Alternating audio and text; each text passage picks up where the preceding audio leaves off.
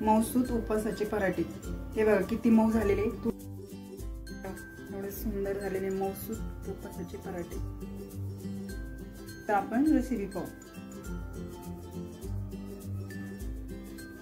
नवरात्र विशेष स्पेशल दाखवणार आहे राजगिऱ्याचा पराठा।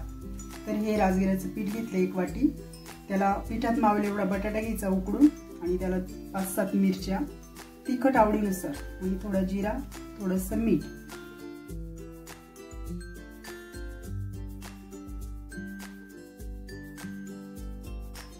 किसून घेतले, पिठात मावेल एवढे किसून घ्यायचे तुम्ही।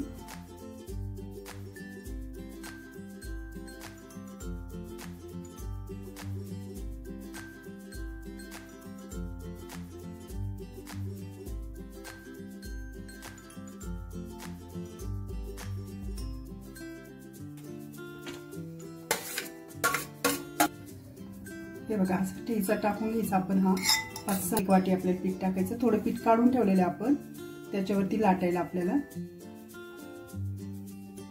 एकत्र करू आणि मळून घेऊया।